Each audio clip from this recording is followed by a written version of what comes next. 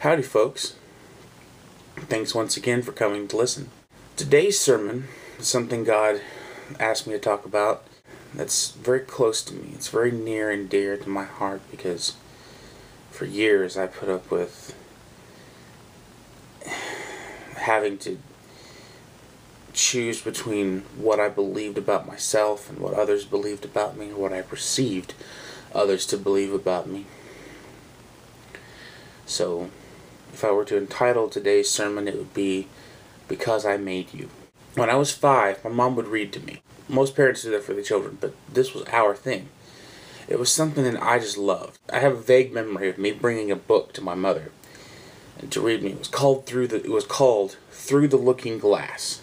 It was a series of picture books written and illustrated with the express purpose of giving young children a chance to read and see Bible stories.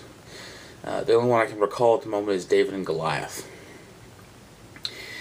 The basic plot line is a small girl, about age 5 as well, would be able to step through a mirror and watch as Bible stories unfolded. Guiding her was a dove, symbol of the Holy Spirit. As she watched these stories, the Spirit explained to her what was going on. It was a wonderful time for me. I was content and blissfully unaware of what was going on in the rest of the world. Later, we got another book, written by Max Lucado. It told the adventures of 3 children and their dealings with a retired missionary and what he could teach them. The secrets of life, I noted. Now please, note that I said the secrets, not secret. One of these God has asked me to share. And to do so, I will read one chapter. The story is called The Wimmicks. I mentioned this in a previous sermon or a previous video, but it's a tale that's so deeply ingrained into my life. I've never been the same since I heard it. Tell Me the Secrets by Max Lucado. The Wimmicks. The Wimmicks were a small wooden people. Each of them was carved by a woodworker named Eli. His workshop sat on a hill overlooking their village. Each Wemmick was different. Some had big noses, others had large eyes. Some were tall and others were short. But all were made by the same carver, and they all lived in the same village. All day, every day, the Wimmicks did the same thing. They gave each other stickers. Each Wemmick had a box of golden star stickers, and each one had a box of gray dot stickers. Up and down the streets all over the city, they'd be seen, sticking stars or dots on one another. The pretty ones, with smooth wood and fine paint, always got stars. But if the wood was rough, or the paint was chipped, the Wimmicks would give dots. The talented ones got stars too. Some could lift big sticks high above their heads, or jump over tall boxes. Others knew big words and could sing pretty songs. Everyone gave them stars as well. Some Wimmicks had stars all over them, and every time they got a star it made them feel so good that they'd do something else special and get another star. Others could do little, bigger dots. Punchinello was one of these dots. He tried to jump high, but always fell. And when he fell, the others would gather around and give him dots. Sometimes he would explain why he fell, and he'd end up saying something silly, which would give him more dots. After a while, he had so many that he didn't want to go outside. He was afraid he'd do something dumb, such as forget his hat or step in the water, and then people would give him another dot. In fact, he had so many that people would come up and give him one without reason. He deserves lots of dots, the wooden people agreed. He's not a good wooden person. And after a while, Punchinello believed him. He said, I'm not a good Wemmick. A few times he'd go outside and hung around the other Wimmicks, who had lots of dots. He felt better around them. One day, he met a Wemmick unlike any he had ever seen before. She had no dots or stars. She was just wooden. Her name was Lucia. It wasn't that people didn't try to give her stickers, it's just that they wouldn't stick. Some admired Lucia for having no dots, so they'd run up and give her a star, but it would fall off. Some would look down on her for having no stars and give her a dot, but it wouldn't stay either. That's the way I want to be, thought Punchinello. I don't want anyone's marks. So he went and asked the stickerless woman how she did it. It's easy, she said. Every day I go to see Eli. Eli? Yes, Eli, the wood carver. I sit in the wood shop and work with him.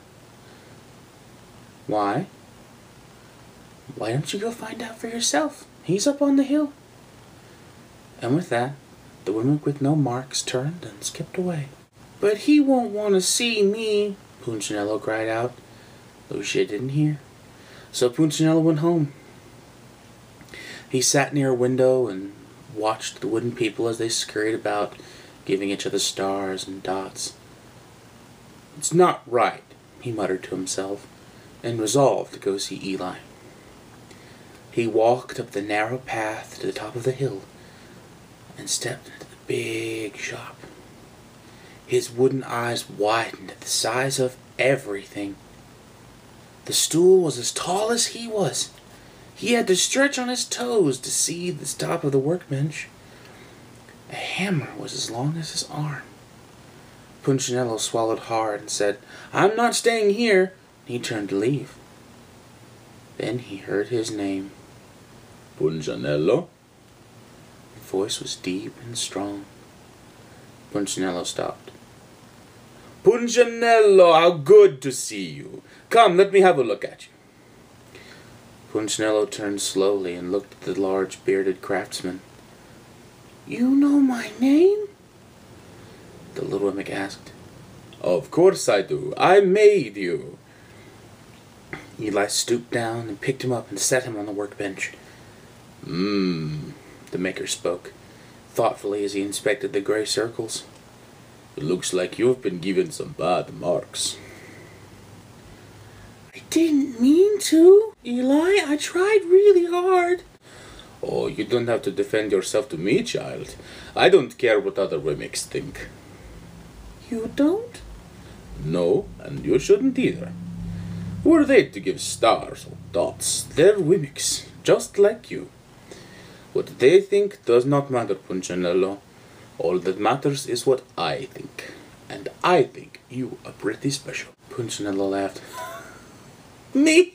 Special? Why? I can't walk fast. I can't jump. My paint is peeling. Why do I matter to you? Because you are mine. That's why you matter to me. Punchinello had never had anyone look at him like this, much less his maker. He didn't know what to say. Every day I'd been hoping you'd come, Eli explained. I came because I met someone who had no marks. I know. She told me about you. Why don't the stickers stay on her? Because she has decided what I think is more important than what they think. The stickers only stick if you let them.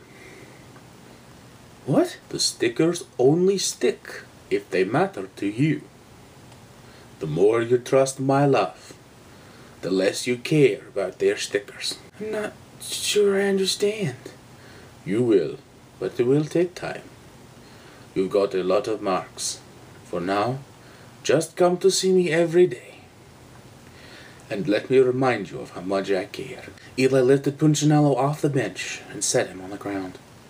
Remember, Eli said as the woman walked out the door, you are special because I made you, and I do not make mistakes. Punchinello didn't stop, but in his heart he thought, I think he really means it. And when he did, a dot fell to the ground.